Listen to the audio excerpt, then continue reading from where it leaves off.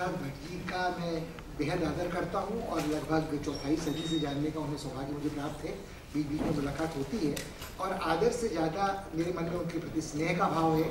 और बहुत कम लोग ऐसे हैं जिनके बारे में बिना किसी शक और शुबे के मैं कह सकता हूँ कि मैं उनसे प्रेरित हुआ हूँ, उनसे प्रोत्साहित हुआ हूँ और ये चाहता हूँ कि शायद जितना मैं उनको जानता हूँ उससे अच्छी तरह जानता।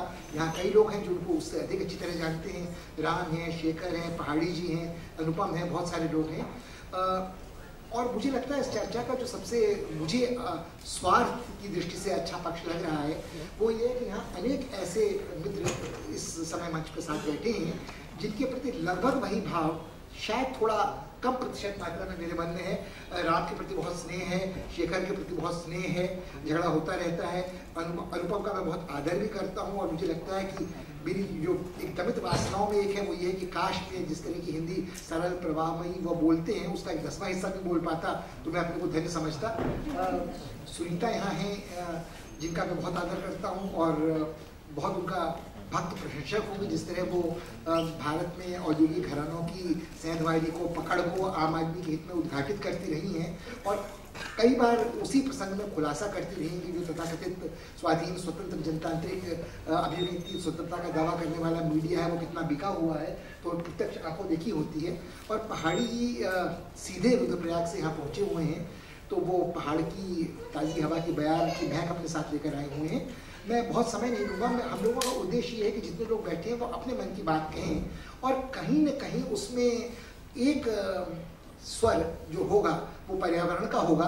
और जैसा राग में अक्सर होता है कि आलाप के साथ साथ कोई विवादी स्वर हो सकता है, कभी हम ताल लय से भटक सकते हैं, मगर जिसके मन में जो बात है वो पहाड़ के बारे में, पर्यावरण के बारे में और इन दोनों के बहाने जो रिश्ते आज के हिंदुस्तान के समाज में अमीर और गरीब के हैं, शहर और गांव के हैं, औरत और मर्द के हैं, दलित और सवर्ण के हैं और जो गांधीवादी विकल्प सामाजिक परिवर्तन का है उसकी जो संभावनाएं हैं, उसकी जो सीमाएं यदि हैं तो वो क्या हैं, इनकी चर्चा हम लोग करेंगे।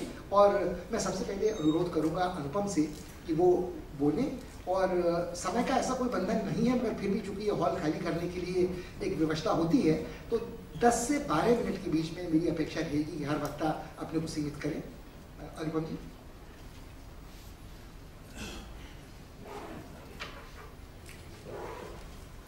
आप सबको प्रणाम। आज हम सब लोग एक दुर्लभ लेखक की पुस्तक के विमोचन के सिलसिले में इकट्ठे हुए।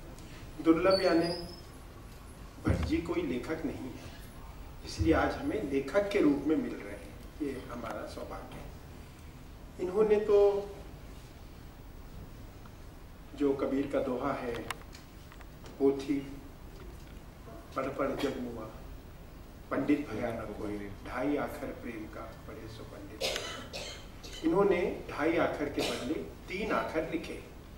3 आखर आप सब जानते हैं, चिपको 3 अक्षर है।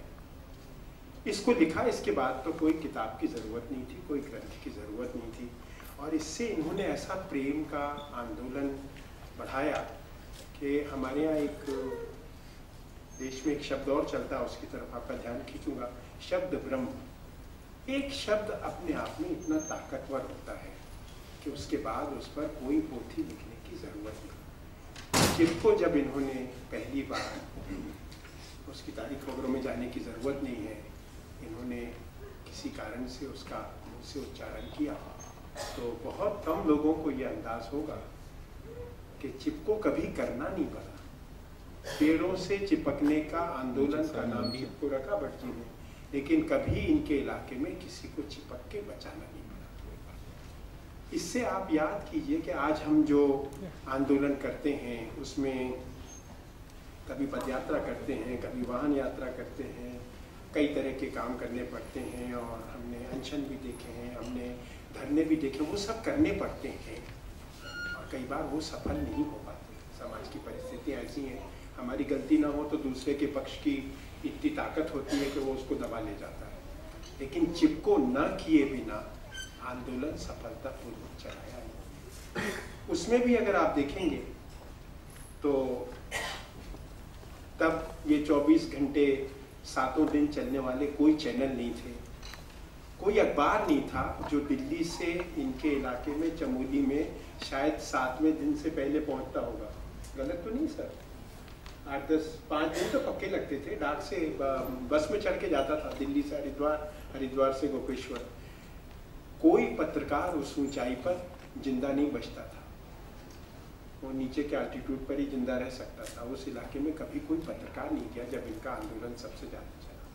तो एक शब्द के माध्यम से जिन्होंने इतनी सुंदर किताब लिखी और एक ऐसा हथियार दिया जो केवल उत्तराखंड के जंगल बचा के खत्म हो गया, ऐसा नहीं। शायद मैं सोचता हूँ न्यूयॉर्क में चिपको शब्द चला, अमेरिका के किसी एक शहर में न्यूयॉर्क छपा, टाइम में छपा या स्पेन में छपा उसका कवर कि वहाँ पे कुछ पेड़ कट रहे हैं तो लोगों ने चिपको आंदोलन चलाया। एक शब्द इतनी दूर तक इन्होंने फैलाया, इसलिए हम इनको लेखक के रूप में आज देख रहे हैं। लेकिन इनका मुख्य लेखन जो हुआ वो धरती पर, लोगों के मन पर एक बड़ा काम करने का हुआ। और चिपको के माध्यम से जिस तरह से उन्होंने सरकार पे असर डाला।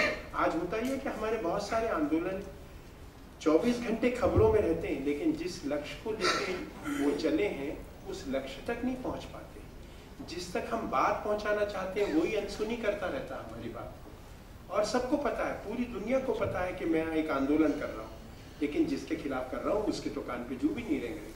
उसको हम ओपन लेटर भी लिख रहे हैं, गुप्त लेटर भी लिख रहे हैं, समझौते भी कर रहे हैं, लेकिन कुछ नहीं बिगड़ता उन चीज़ों का। भटजी ने एक ऐसे समय में ये काम करके दिखाया। एक ऐसी किताब लिखी 3 अक्षर की। आज कितने अक्षर है एनबीटी की किताब में मुझे नहीं मालूम, गिनना पड़ेंगे, लेकिन 3 अक्षर की किताब लिखकर उन्होंने उस समय सरकार की नीतियां बदली। और समाज तो अपनी गति से चलता है, कहीं पेड़ कटते भी होंगे। आज कोई कहेगा कि नहीं भाई अभी भी जंगल कट रहे हैं, तो सारा काम भटजी करें, ये भी हमारा निकम्मापन होगा कहना। किसी ने मुझसे 5 साल पहले पूछा कि आजकल भटजी क्या कर रहे हैं, तो मैंने कहा सेनापति पूरे समय घोड़े पे बैठा नहीं रहता, लड़ता नहीं रहता, कभी पेड़ के नीचे उतर के सुस्ताता भी है। तो भटजी शायद थोड़ा आराम कर रहे होंगे, उनको आराम भी करने दो। हर जगह मत बुलाओ कि पेड़ कट रहे हैं, आप आइए, आप हमारी रखवाली कीजिए। हम लोगों को भी तो कुछ काम करने हैं। ऐसे विलक्षण लेखक के बारे में आपको और वक्ताओं से सुनने मिलेगा, तो मैं अपना समय बचाकर इन लोगों को देना चाहता हूँ। धन्यवाद।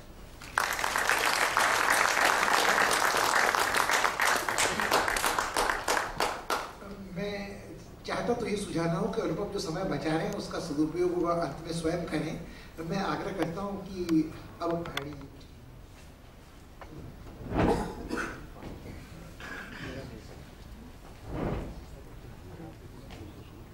सब लोगों को नमस्कार। आज चंडी प्रसाद भट्ट जी की पुस्तक का यहाँ पर विमोचन हो रहा है और उसमें बहुत कुछ हम समझते हैं पूरे देश के विभिन्न हिस्सों में उन्होंने जो यात्रा की है, वहाँ के आम जन की क्या समस्याएं हैं, वहाँ की पारिस्थितिकी और पर्यावरण की क्या समस्याएं हैं, उनके क्या समाधान हो सकते हैं, ये सब उसमें है। ये सब आप लोगों को पढ़ने को मिलेगा। इस पर हमारे और साथी और वक्ता प्रकाश डालेंगे, लेकिन मैं यहाँ पर थोड़ा सा भट्ट जी के जीवन पर थोड़ा सा प्रकाश डालना चाहूँगा। भट्ट जी को सामान्यतः लोग चिपको प्रणेता के रूप में जानते हैं और संयोग ऐसा रहा कि चिपको आंदोलन का शुरू होना और मेरा भी कई वर्षों बाद बाहर से पढ़ाई वढ़ाई करके और एक अखबार के साथ जुड़कर पत्रकारिता के क्षेत्र में उतरना लगभग साथ हुआ।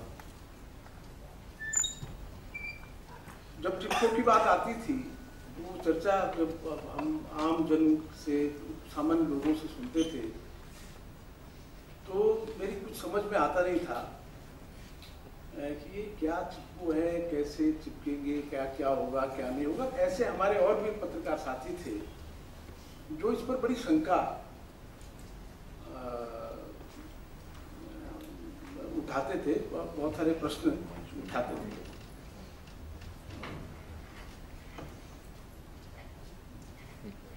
तो मुझे लगा कि पहले थोड़ा सा भट्ट जी को समझना चाहिए, और एक पत्रकार की दृष्टि से मैंने जब उनके जीवन की पृष्ठभूमि पर थोड़ा सा नजर डालने की कोशिश की, तो मुझे लगा कि चिपको तो बहुत छोटा आंदोलन है। भट्ट जी ने समाज में जो एक नई दिशा देने की कोशिश की है वो बहुत महत्वपूर्ण है। वो 4 काम बहुत महत्वपूर्ण थे जो चिपको से पहले हुए, और जिनके मूल में भट्ट जी का संघर्ष, भट्ट जी की निष्ठा और भट्ट जी की कर्मठता झलकती है। वो थे एक समाज में जो गैर बराबरी, भट्ट जी हमारे गढ़वाल के उच्चस्थ ब्राह्मणों में गिने जाते हैं, और उस घर में पैदा हुए जहाँ के लोग भगवान रुद्रनाथ की पूजा करते हैं। लेकिन इनके जो हल लगाने वाले हैं वो थोड़ा अनुसूचित जाति के लोग हैं। अब उनको देखते थे बचपन से ही कि ये आदमी खेत में काम करके आ रहा है और इसको बिल्कुल अपने चौक के किनारे पर उसको खाना दिया जा रहा है, उसको भी पीठ फरका के खाना पड़ता है। तो इनके दिमाग में थोड़ा सा उसके प्रति एक समाज की जो परंपरा थी उसके प्रति एक विद्रोह पैदा हुआ। और इन्होंने सबसे पहला जो काम किया, और जिसको मैं भी अपना आदर्श मानता हूँ, जिससे मैं उनको अपना शिष्य कहते हुए गौरवान्वित भी होता हूँ, लेकिन मैं चिपको के कारण नहीं। उन्होंने उस चिपको से पहले जो काम किए, एक समाज में जो जातिवाद का जहर फैला हुआ है, घर घर में जिसकी पैठ है, उसको मिटाने की उन्होंने कोशिश की।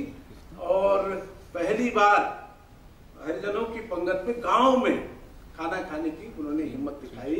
मैं समझता हूँ एक बहुत बड़ा काम चंद्र प्रसाद भट्ट जी का था। उसके साथ उन्होंने महिलाओं को बहुत सारे ऐसे शब्द हैं जिनको यहाँ कहना नहीं चाहिए, लेकिन दूसरे दर्जे का तो उनको माना जाता है।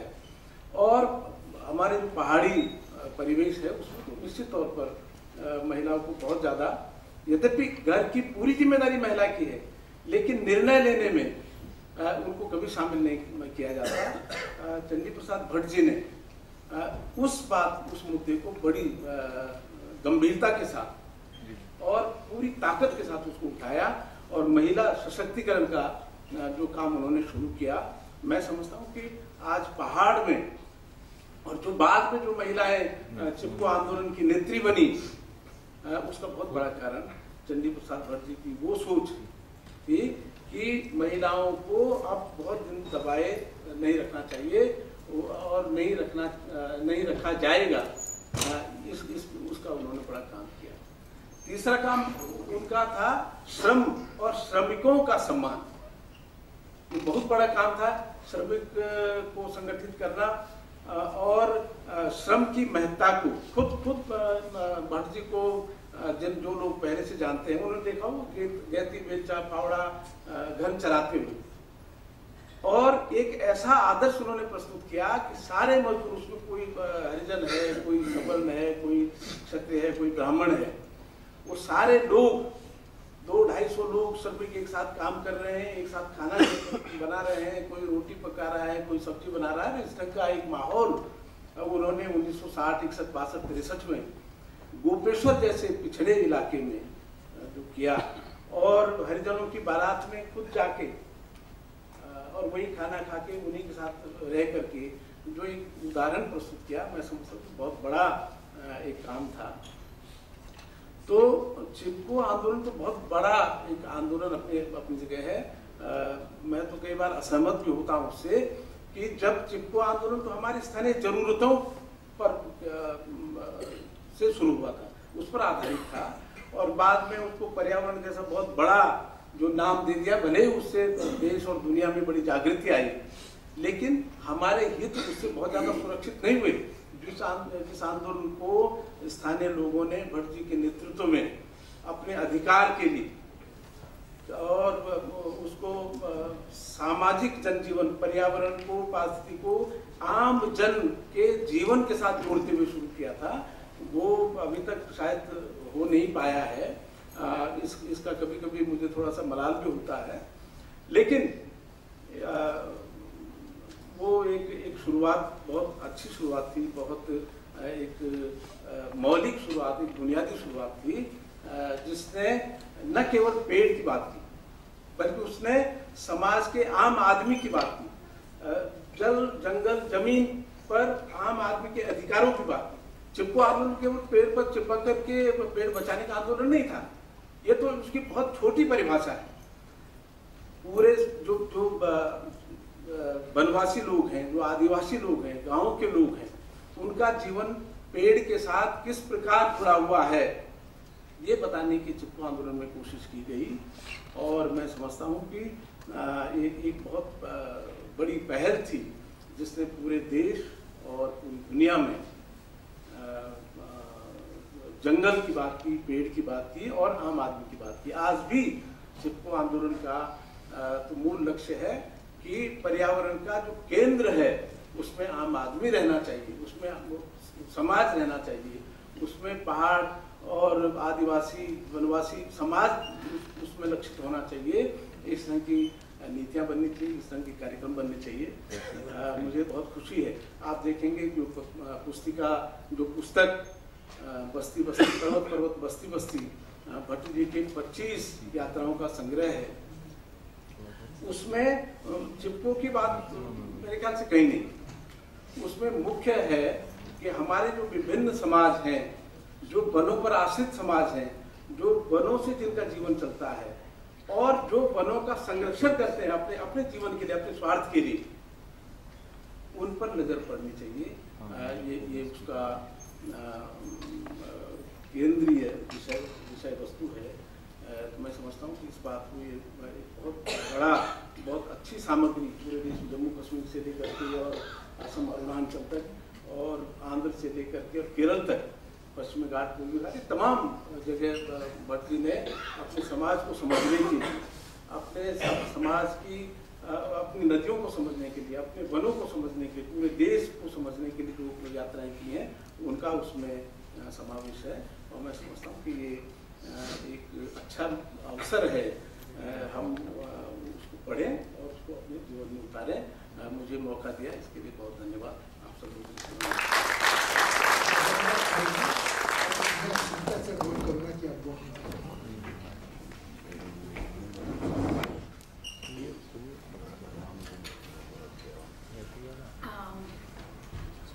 धन्यवाद पुष्पेश जी। जब शेखर ने मुझे आमंत्रित किया था तो भट्ट जी के लिए मेरे दिल में भी इतना ही आदर है, इतना ही सम्मान है, और मैं नहीं समझती कि हम में से कोई भी मना कर सकता है जो आज का मौका है उसको कि वो हम लोग आए नहीं। मैं भट्ट जी से बहुत साल पहले मिली, अनिल के साथ चमोली गई थी 80 के दशक में, और बहुत हद तक मैं बार बार यही कहती हूँ कि मेरी जो समझ आज की है पर्यावरण के बारे में, जो आज हम लोग सब बात करते हैं पेड़ों के बारे में, नदियों के बारे में, वो पर्यावरण है क्या, पर्यावरणवादी कौन होते हैं, वो मेरी समझ भट्ट जी से ही आई।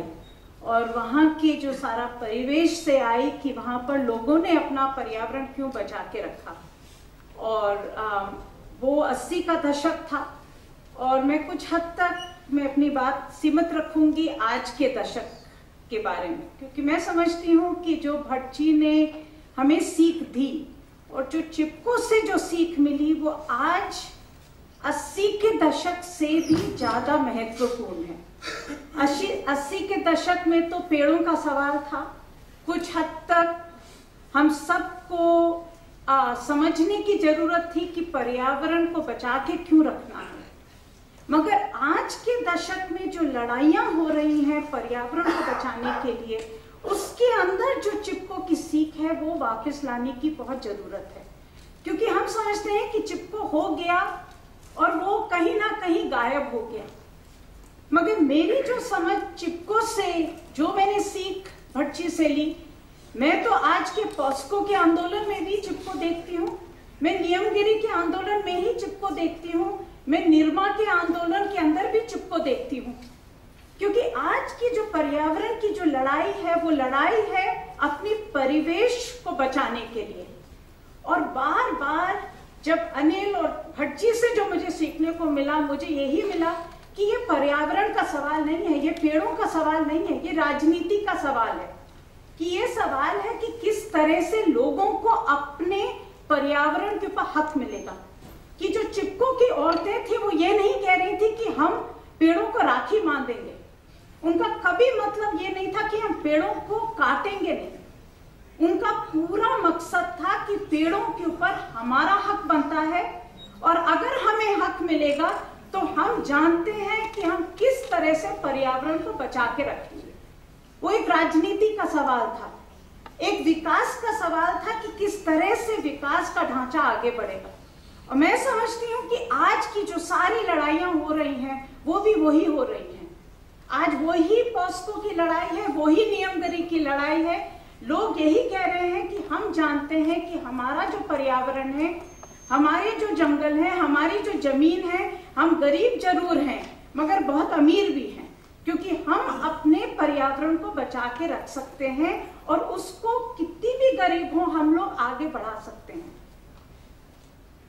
और वही चीज मुझे लगता है आज हमें जो भटजी की सीख है उसको आज के जमाने में वापस लाने की जरूरत है, क्योंकि आज का जो पर्यावरण का पूरा मुद्दा है वो पूरी तरह से बंट भी गया है। एक तरफ से है जिसको मैं अंग्रेजी में कहती हूँ मिडिल क्लास एनवायरमेंटलिज्म, जहां पर हमने सीख ली है विकसित देशों से कि पहले आप कूड़ा फेंकिए, पहले आप कूड़ा जमा करिए, पहले आप कूड़ा बनाइए, फिर उसके ऊपर खूब पैसा लगाइए उसको साफ करने के लिए। और उस पूरे मकसद यही हो जाता है कि आप कूड़ा बनाइए और उसको साफ करिए, बनाइए और उसको साफ करिए, और आपकी लड़ाई कभी खत्म नहीं होती, क्योंकि आप बनाते रहते हैं, साफ करते रहते हैं, बनाते रहते हैं, साफ करते रहते हैं, पूरा उद्योग उस पे चलता है। मगर हमारा जो पर्यावरण का जो मुद्दा उठा था वो चिपको से उठा था, जिसकी मांग थी कि पर्यावरण को हम तभी संभाल पाएंगे जब हम पूरी तरह से विकास के ढांचे को बदलेंगे, जब लोगों को हक देंगे अपने पर्यावरण के ऊपर, जब लोगों को हम कहेंगे कि आप एक तरीके का नया, जैसे आप विकास चाहते हैं आप उसको बढ़ाइए। और मुझे लगता है कुछ हद तक हम वो भूल गए हैं। आज की जो दौड़ में जो मिडिल क्लास एनवायरमेंटलिज्म है वो प्लास्टिक को जरूर किसी तरह से, प्लास्टिक बैग को नहीं इस्तेमाल करेगा मगर लेस चिप्स उसी प्लास्टिक बैग में खाएगा।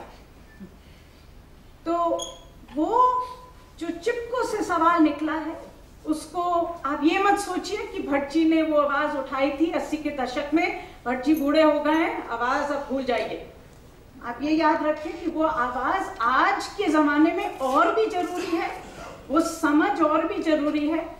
और मैं तो इतना ही कहूंगी कि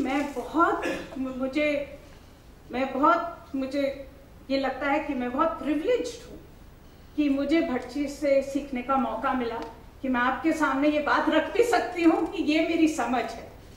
और आप में से जो भी है, जो गया है, जो देख चुका है, जो समझ चुका है, ये बात प्लीज जितना रख सके रखिए, क्योंकि वो सवाल कल का नहीं है, आज का है और कल का बहुत जरूरी होगा। बहुत बहुत धन्यवाद।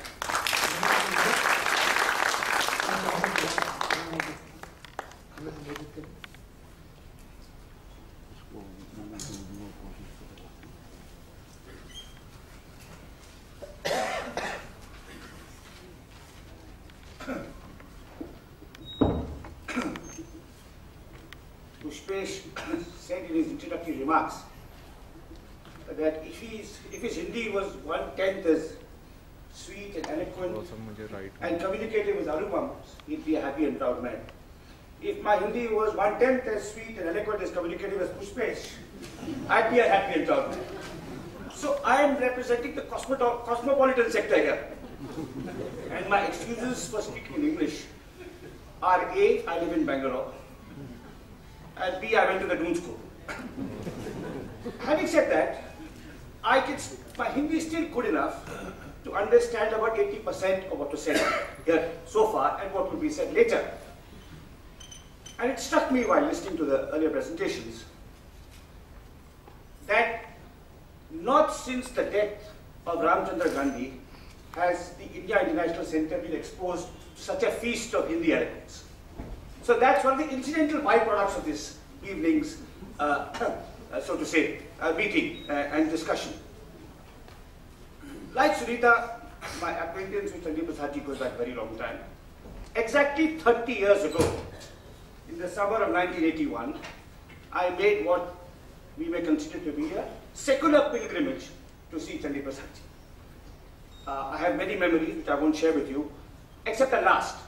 Previous to this meeting, the last time I saw Chandri Prasad ji, he was playing with his grandson. And Anupam ji is right, we should allow him the privilege of playing with his grandson. There are lots of other people here who should take along the message of his life's work.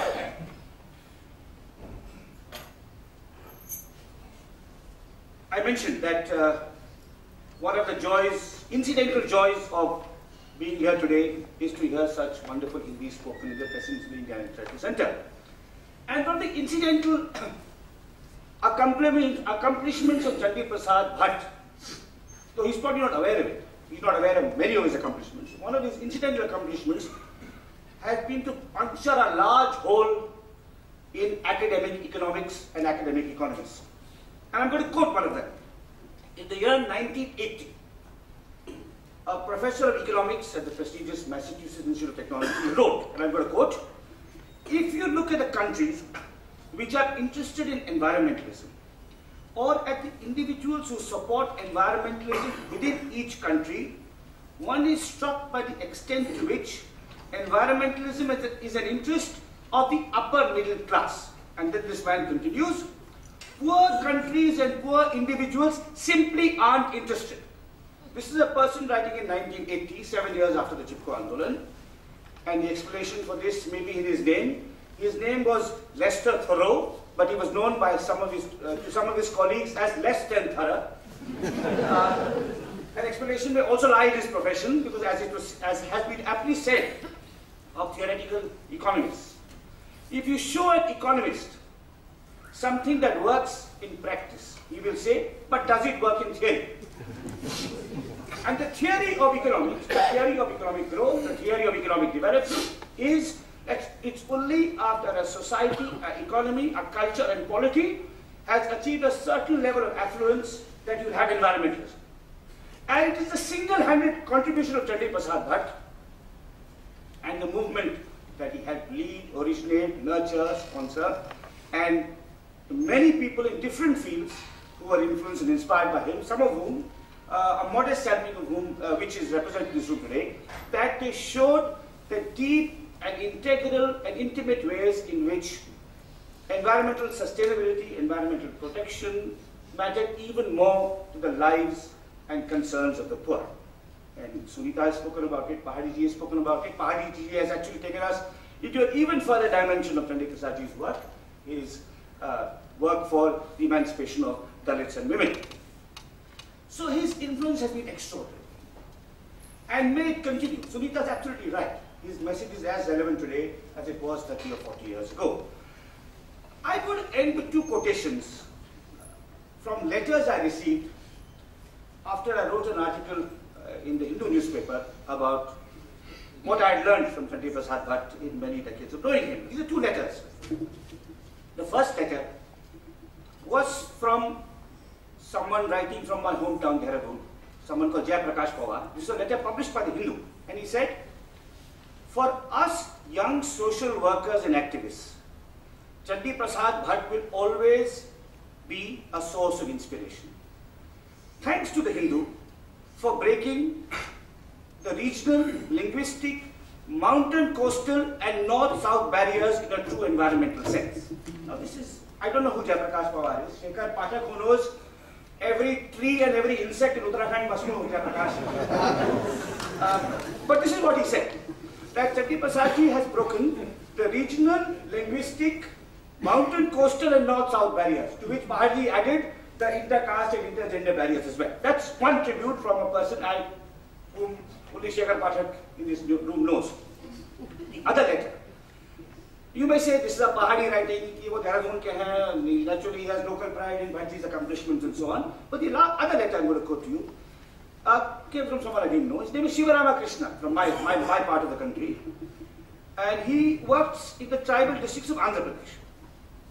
And he wrote me a long and fascinating letter about how he had just published his PhD. When Chatti Prasad Ji came to his area, which is the agency districts of northern Andhra Pradesh, and Bhaji toured the Godavari Valley for a week and wrote a piece in Jansatta called Godavari ke God mein ab toot kar girenge pahad. And I'm told that that article is contained in this wonderful volume that has been released here today, Pahad Pahad Basti Basti. So Bhaji wrote this article in Jansatta in Hindi, and the article inspired Shiva Ramakrishna to become an environmental activist, to abandon his academic career, and to launch a movement to check deforestation, to shut down the plywood factories that were devastating the forests, and to work with the Adivasis to regenerate and revive the upper Godavari Valley, in the same way in which Chatti Prasad Ji had inspired the women and men and children of Garhwal and Kumar to renew and revegetate their environment. This young man wrote this extraordinary letter about what Bhaji had meant to him. Someone from Andhra Pradesh being inspired by a person from the upper Alaknanda Valley. And the last line of his letter was, though the interaction with Sri Bhatt is very brief, the insight and impetus he gave me is everlasting. And indeed, for all of us, and hopefully for this country as a whole, his insight and impetus is absolutely everlasting. Thank you.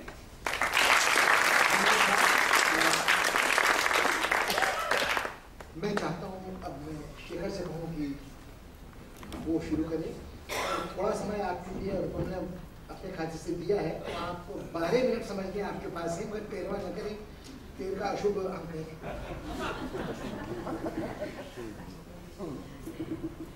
साथियों,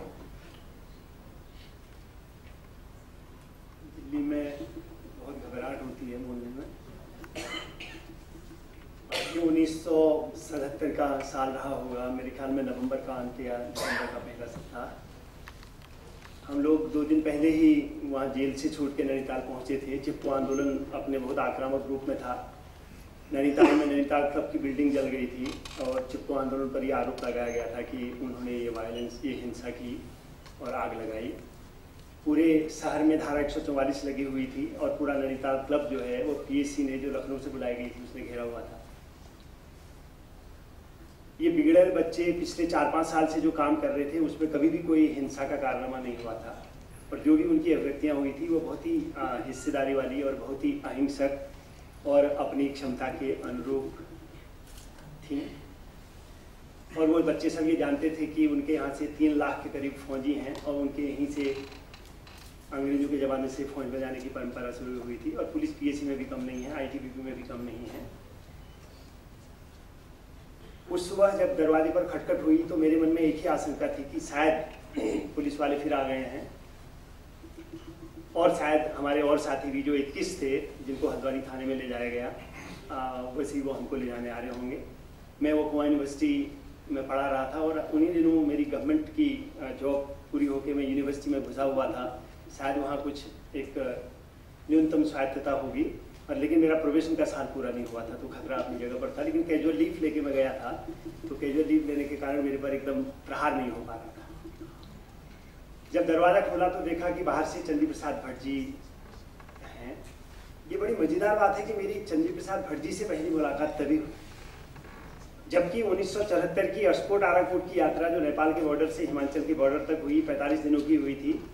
उस यात्रा में हम जो गोपेश्वर से जब गुजरे थे तो भट्ट जी ने हमको लिफ्ट नहीं दी, कि कहा कि भूखे और सर्वोदयी तरीके से जाने वाले लोग हैं, पता नहीं इनके मन में किस तरीके की इच्छा आकांक्षा है।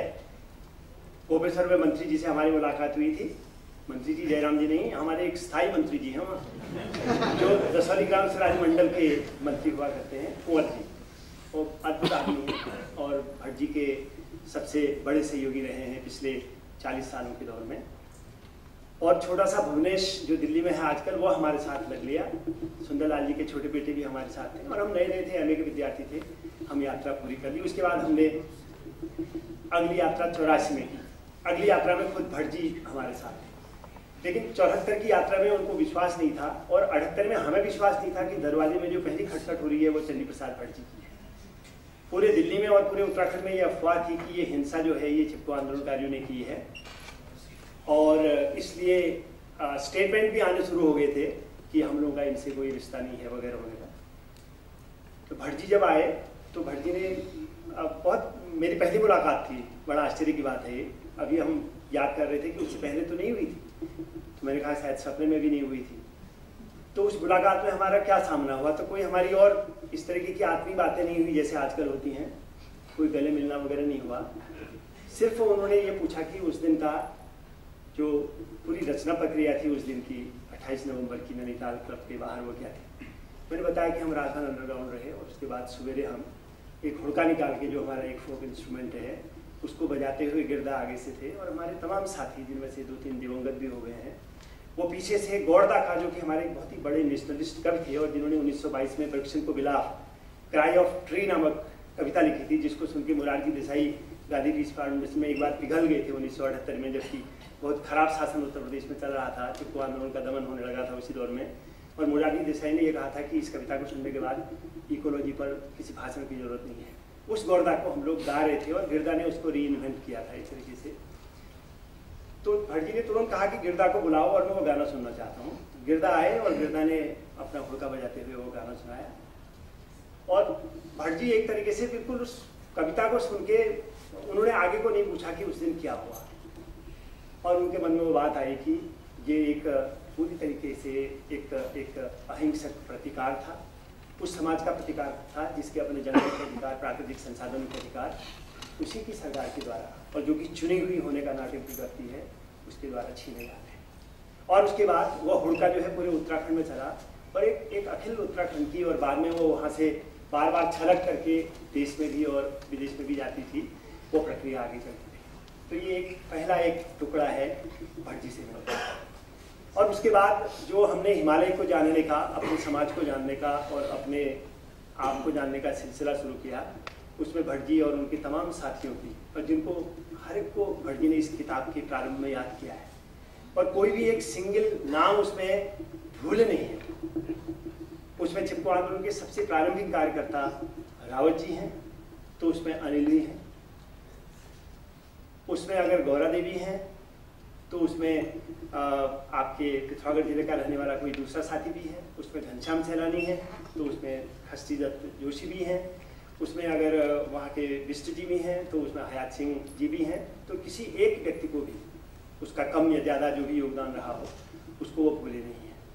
तो फिर ये सिलसिला चला और हमारे लिए एक तरीके से चिपको आंदोलन का दौर और उत्तराखंड के जन आंदोलनों का दौर एक उस तरीके के एक सिलसिले की तरह रहा, जो हमारी एक पाठशाला थी, जिससे हमने अपने समाज को, अपने पर्यावरण को, उसके बकाया देश और बकाया व्यवस्था, बकाया दुनिया, और आज की जो जिस तरीके की जालिम दुनिया है, ग्लोबलाइजेशन की दुनिया है, उसको समझने में सबसे बड़ी मदद की। जो मदद हम लोग गुरनान मंडल से नहीं ले पाए, जो हम एक तरीके से स्मॉल इज ब्यूटीफुल लिखने वाले से नहीं ले पाए, और जो हम बहुत सारे उपनिषदों के कोटेशन भी हमारे गुरु कहा करते थे, उनसे नहीं सीख पा रहे, वो हमने अपने इस सामाजिक आंदोलन से सीखा। और उसके बाद जब हम आगे चले, जो एक बड़ी बात हमने भट्ट जी से सीखी, वो ये सीखी कि हिमालय की शोभा एक एवरेस्ट से नहीं है, चाहे वो सर्वोच्च है। हिमालय की जो शोभा है, हिमालय की जो ताकत है, वो हजारों हजार शिखरों से, और ये बिंब वो बार बार आंदोलन के बारे में देते थे। तो किसी भी जन आंदोलन की सबसे बड़ी ताकत ये होती है कि उसमें कोई एवरेस्ट नहीं दिखना चाहिए, उसमें तमाम शिखर देखना चाहिए, जिसका समुच्चय उस आंदोलन का पूरा मिजाज बनाता है। और इस तरीके से आंदोलनों को देखने की भी एक दृष्टि हम लोगों को मिली।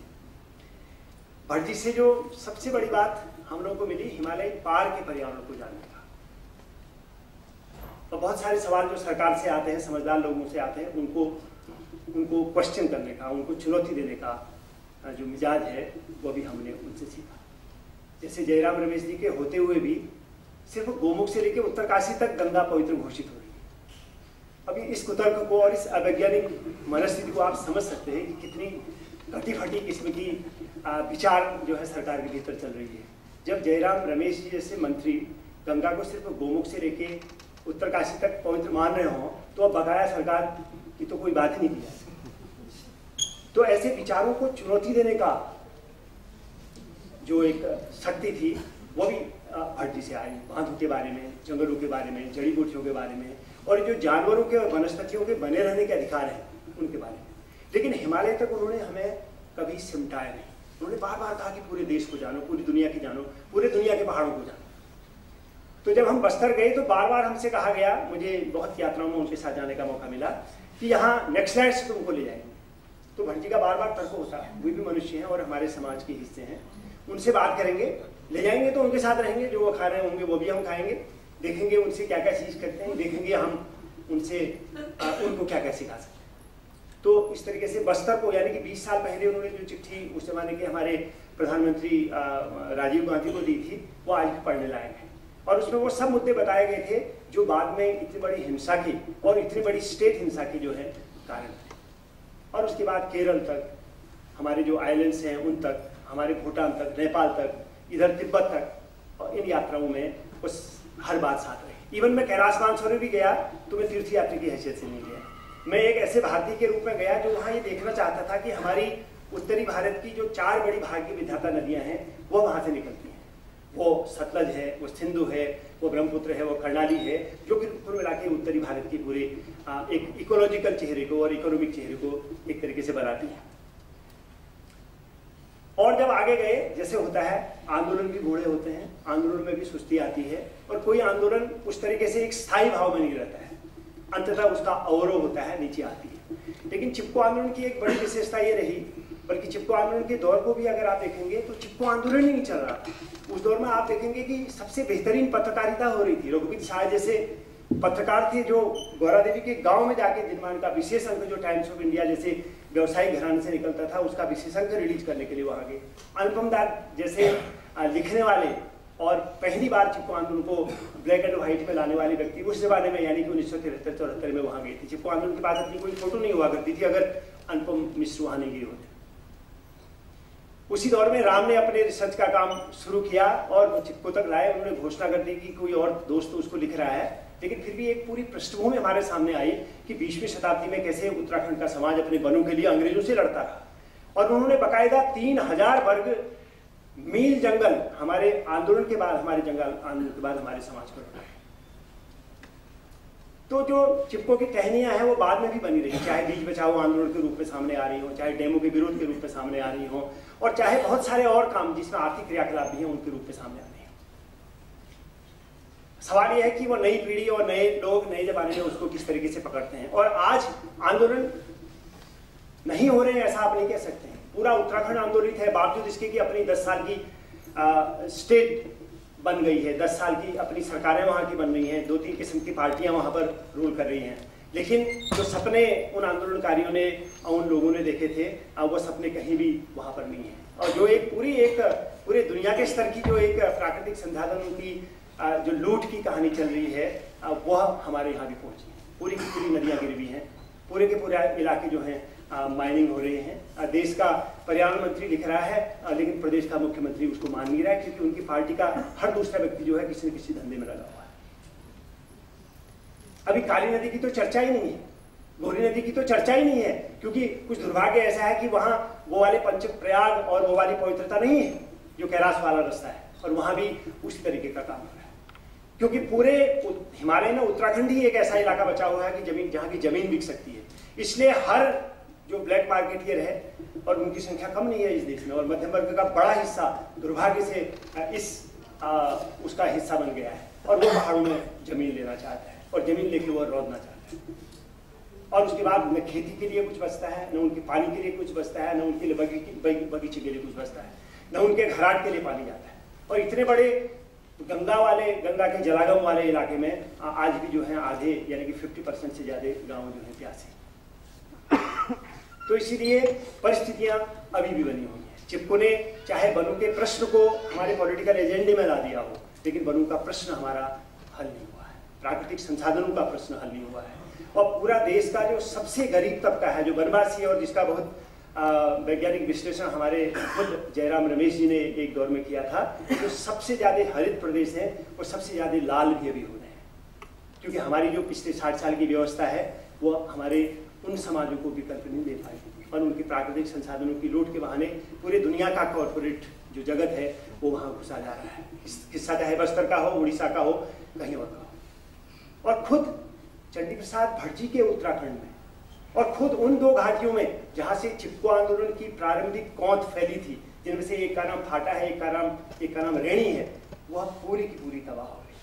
और वो घाटियां भी भटजी को पुकार रही, क्यों आप दिल्ली क्यों जा रहे हो, आप IIC क्यों जा रहे हो, आप हमारी इन घाटियों में क्यों नहीं आ रहे हो जहां हमारे तमाम लुटेरे सरकार की मदद से पहुंच गए हैं। और हमारी इन सुंदर घाटियों को, जहां फाटा की लड़ाई हमारे लोगों ने लड़ी थी, जहां गौरा देवी ने रेणी की लड़ाई लड़ी थी और आपकी द्वारा विकसित की गई चेतना से लड़ी थी, वो घाटियां भी उनको पुकार रही है। गोरी की घाटी उनको पुकार रही है, काली की घाटी उनको पुकार रही है और इसी तरीके से जमुना की घाटी और टोंस की घाटी भी पुकार रही है।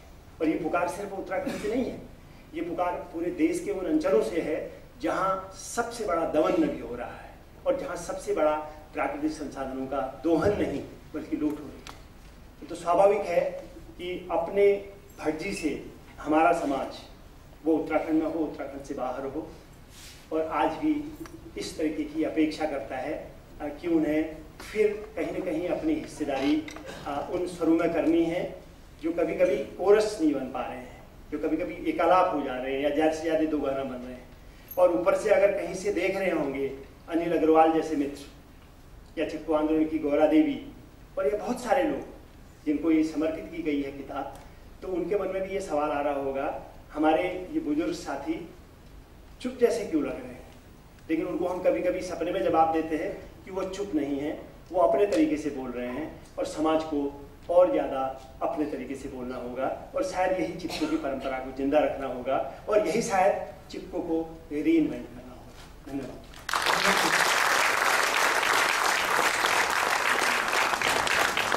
अब मैं आमंत्रित करूंगा जयराम को कि वो हम लोगों को संबोधित करें, और वो यहाँ सिर्फ इसलिए नहीं है कि वो पूर्व पर्यावरण मंत्री हैं। जो लोग जयराम को जानते हैं उनकी दिलचस्पी और सरोकार आम भारतीय राजनेता से बहुत फर्क है। हम आशा करते हैं कि आज वो हमें निराश नहीं करेंगे, भले पर्यावरण उनकी जिम्मेदारी आज नहीं बिचारे औपचारिक सरकारी रूप से। चंडी प्रसाद जी और दोस्तों, मैं भी बेंगलोर वासी हूँ, पर दुर्भाग्य से पूर्ण स्कूल नहीं गया हूँ, तो मैं हिंदी में बोलने का प्रयास जरूर करूँगा। करीब 1.5 महीने पहले राम गुहा ने मुझे एक ईमेल भेजा था कि क्या आप शाम को आ सकते हैं। 19 जुलाई के शाम शेखर पाठक जी का निमंत्रण है और चंडी प्रसाद जी के बारे में कोई एक समारोह का आयोजन किया गया है। तो मैंने उनको जवाब दिया, मैं जरूर आऊँगा, परंतु अगर मंत्रिमंडल में फेरबदल होगा तो क्या होगा, क्या निमंत्रण रहेगा कि नहीं। तो राम गुहा ने कहा नहीं, आपको व्यक्तिगत तौर से बुलाया जा रहा है, मंत्रालय की ओर से नहीं। तो मुझे खुशी है कि आज मुझे ये मौका मिला है। मैं माफ़ी चाहता हूँ चंडी प्रसाद जी का कि मैं 10-15 मिनट देर से आया हूँ। संयोग से देरी का कारण ये था कि उत्तराखंड के मुख्यमंत्री फोन पर थे। शेखर जी, आपको सुनना चाहिए। अचानक उत्तराखंड के मुख्यमंत्री का फोन आया और कहा कि आपने जाते जाते क्या बवाल मचा दिया है। तो मैंने कहा क्या हुआ है।